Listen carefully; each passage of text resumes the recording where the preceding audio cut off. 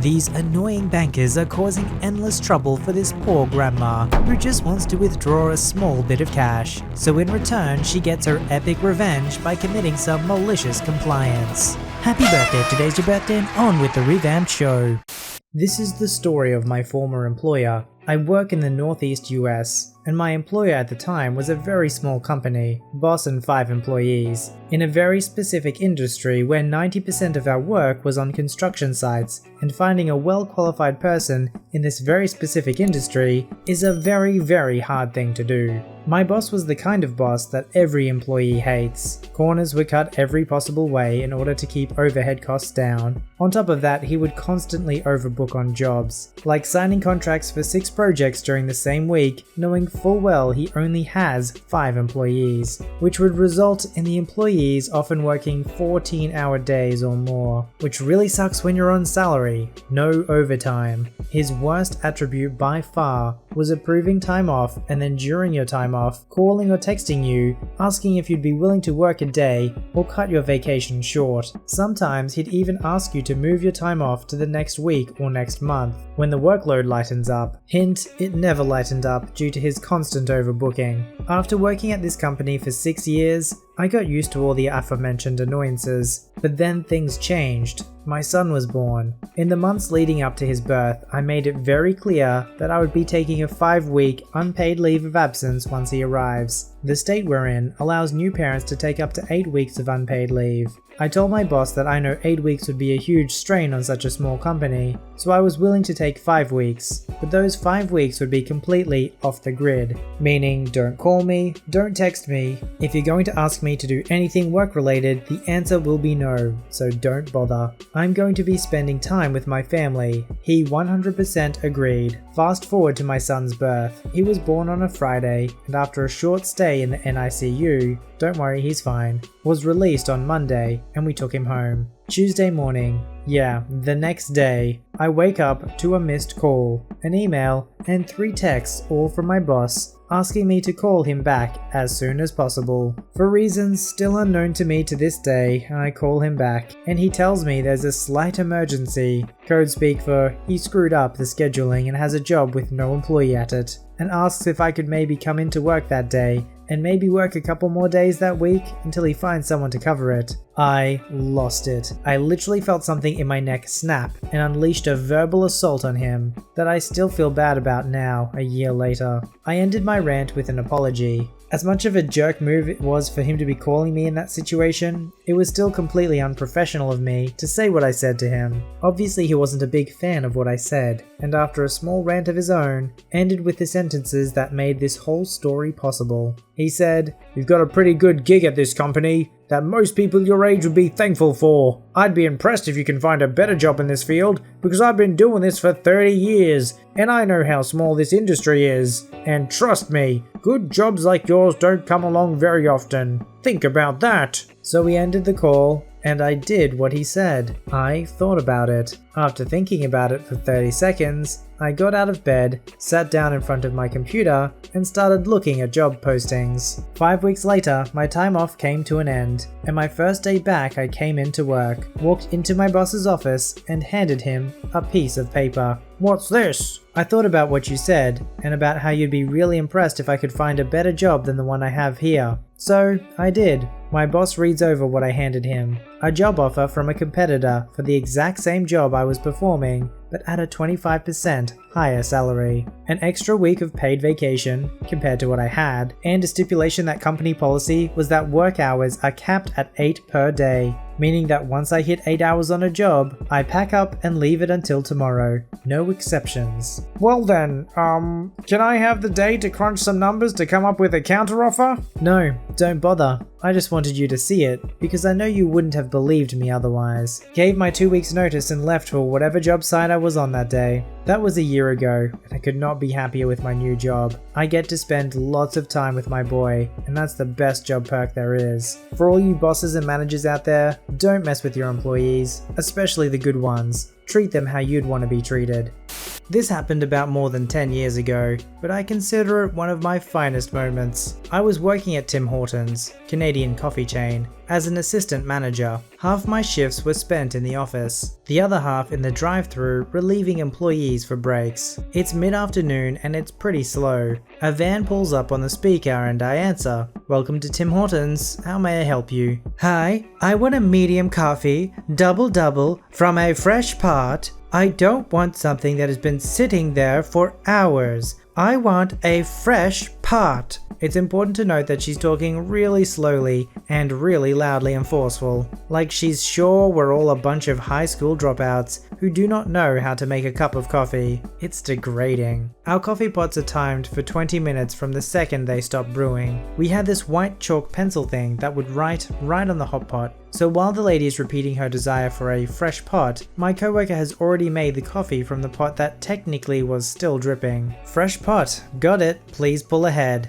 I tell the staff that I'm personally going to handle this, as I already know that this isn't going to be the end of her rudeness. Lady comes up to the window, drops her change in my open hand angrily, the coins bouncing off each other and nearly winding up in the cement outside. I roll my eyes and hand her the coffee. As I'm putting the coins into the till, I'm watching her out of the corner of my eye. She opens the lid, smells the coffee, takes a tiny sip, then, "Excuse me, I wanted a fresh pot. This coffee has been sitting here for hours." No, it hasn't. My coworker actually pulled the still brewing pot out and poured your coffee from that pot. "You're wrong. I know this is old. This is not Tim Hortons coffee. Smell this. Taste this." She passes the cup to her horrified female passenger who does not want to get involved, but leans towards the cup and takes a sniff. "See? This is not Tim Hortons coffee. I know Tim Hortons coffee." "You're right, ma'am. It's Robin's coffee. What do you want us to do?" Robin's Donuts being our big competitor at the time. Lady turned tomato red and screaming,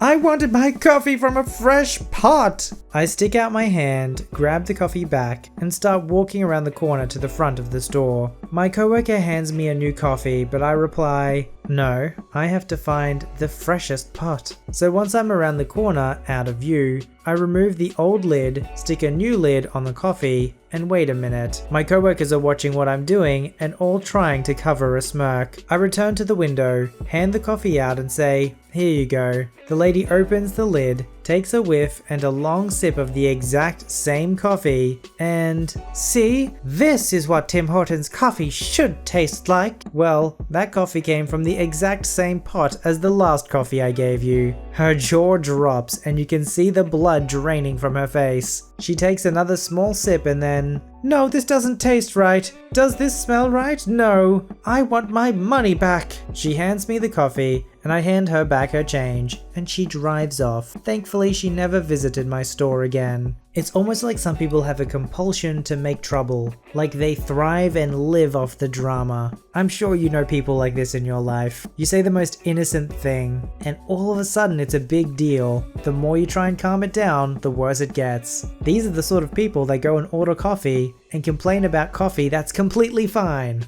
And how do you know? Because you pour them coffee from the same pot and now it's magically all better.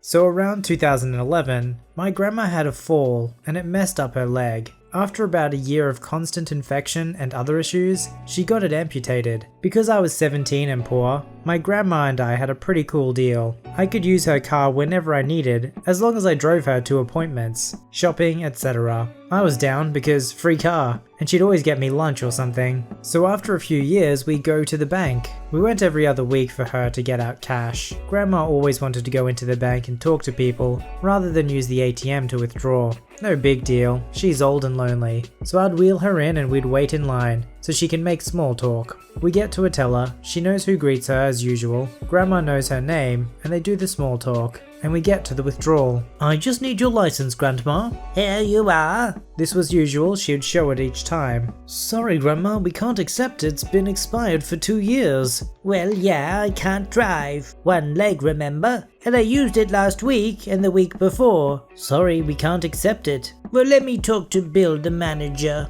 Teller fetches Bill, who greets Grandma. They make small talk and then he tells her the same thing. I ask if I can withdraw it for her. I show my license, same last name. I have an account there too that she had originally helped me to get, and her name was on. No dice. They don't offer any other solutions, just no. So Grandma just smiles and says she'll be back. I roll her outside and she apologizes that today will be longer than our usual 2-hour errand trip. I didn't have much to do, so whatever. We go to the DMV, same plaza, and spend 2 hours getting her a temporary ID, no photo, and wheel back over to the bank. We roll in and Bill greets her, but says he still can't let her withdraw. Probably assumed she'd try just to get a different teller. Not a problem. Since these people treat your grandma, a loyal customer for 45 years, like crap, gave her no warning they were changing policy and offered no help on a solution, close your account. I'm a bit skeptical, but do what she says.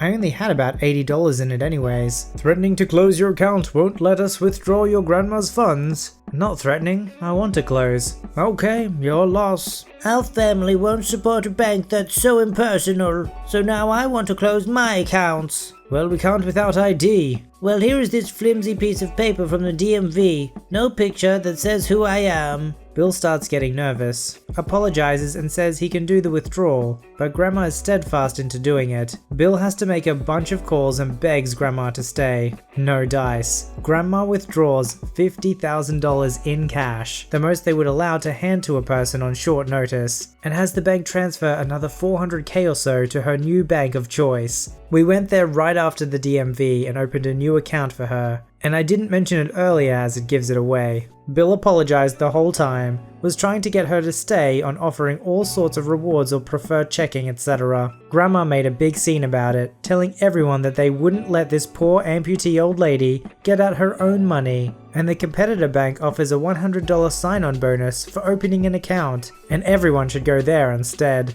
Bill looked like he was passing a kidney stone when he realized she was serious, and how much money he just lost to their balance. Most people don't really know how a monetary system works, but we have what's called a fractional reserve banking system, which means banks only need to hold 10% of the holdings for the loans that they have out. So when the grandma transfers over $400,000 of her money away from the bank, that means that's over $4 million worth of loans that they can't make until they have that many people saving with them. So that's why they were pretty desperate to keep Grandma with them. She probably has a lot more power than she knows. It's been 5 years since I got my degree, and I was reminded today of this moment of petty revenge through compliance. Brief explanation first. In my country, university students used to have a student booklet where professors recorded course attendance and exam results. My university switched to a digital system shortly after I started, so I was in one of the last years to be issued a physical booklet. I used my booklet for the first year, then there was a transition period where professors would record results both in the booklet and in the online portal, and eventually, in my final years, they moved to the digital only, and we were told the booklet was no longer needed. Now, the story. I am about to get my master's degree, and I have just barely managed to complete my thesis in time to graduate. Both my advisors have approved my thesis and signed all the documents I need. This was super hard, because one of them was hardly ever in his office, and I only managed to track him down after exchanging several emails and phone calls, explaining how I urgently needed his signature before the deadline. He was a good person and a great mentor, and I really enjoyed working with him on my thesis, but he was one of those absent-minded academic types who couldn't grasp the concept of a deadline if it hit him repeatedly with a large stick. I finally collected the last signature on a Friday afternoon, sprint across town and arrive in the admin's office an hour before closing time. It was the very last day to submit a request to graduate, and you would think that most students would have submitted their requests well in advance to avoid the risk of not graduating until the next semester, pay for another year of tuition and so on. However, quite a few, like me, had troublesome advisors that forced them to wait until the last possible minute. So on that final day, there was a bit of a queue, but I think to myself, I'm fine. I'm here with all my documents and stuff. I've double and triple checked that I have all the required signatures and whatnot. Finally, one of the admins calls my number. In this story, I will call him GOAWLTMLDFS, which is short for grumpy old admin who like to make life difficult for students. No, who am I kidding? I will call him Grumpy. Afternoon, I'm here to submit a request to graduate. This is my documentation. I placed my documents and signed thesis on his desk. Hold on, Missy. First I have to check if you passed all your exams. Otherwise there's no point doing all this paperwork. Of course, my student ID is 24601. At this point, what he should have done was check my ID in the online system and check that I was marked as passed all exams, can graduate. FYI, this has since been automated so that nobody had to check manually, but we were still in a transition period. Of course, Grumpy decides to not do this online check and instead looks at me like I'm dense. I need your student booklet so I can check that you passed your exams. I didn't think to bring my booklet with me. My year isn't using booklets anymore. We're using the digital system. If you check, you'll see that I passed all. I can't check if you don't give me your booklet. But even if I gave you my booklet, it doesn't have all my exams because my exams from last year were recorded online only. Then afterwards, I'll check your online booklet. Good, so you can check online now? You're not listening to me. First you give me your booklet, I check your booklet, then if it doesn't have all your exams, I check online. But my booklet does not have all my exams recorded. Can't you just check online since it's what you have to do anyway? The rules say you have to give me your booklet first. At this point he was getting very red-faced. I tried showing him a page I had printed, listing all the requirements for submitting a request to graduate, which did not mention the booklet at all, but instead said basically, check online if student passed exams. He refused to look at it and instead pointed to an older sheet of paper taped on the wall next to his desk. It was a previous version of the list I had, from maybe 1 to 2 years before, and he told me to read it. I read out loud the part that said, basically, student will present booklet and or online system must show that the student has passed exams. Grumpy, as I'm literally reading the part that contradicts what he's saying. See, you can't even read. You must give me your booklet now. Otherwise you don't get to graduate. Stop asking for special treatment. If you didn't bring your booklet, it's your fault. This guy sounds dead serious, and for a moment I think he's really going to stop me from graduating. My booklet is at home, but it's over 1 hour round trip, and by the time I get back the office will be closed. However, while Grumpy is trying to shoo me away, I see a very interesting notice taped to the wall. You don't have a booklet. Your request to graduate is denied. Those are the rules. Next. Hold on please, there is one more thing. I would like to request a replacement booklet. Lost it, have you? Young people nowadays, always careless with your possessions. Back in my time, etc, etc. Anyway, fill this form and come back in 2 weeks to get your new booklet. Me pointing to the sign on the wall. It says here that in exceptional circumstances, students can get replacement booklets on the same day. So what? This is an exceptional circumstance because I need my booklet to graduate. No, you're not graduating. Me still pointing. It says right here, for students who need it for an exam or are about to graduate in the next session. You haven't lost your booklet, you just forgot it. You need another one. Oh, but the rules on this old outdated printout from years ago say students must carry their booklet at all times on campus and are responsible for getting a replacement as soon as possible if they lose it.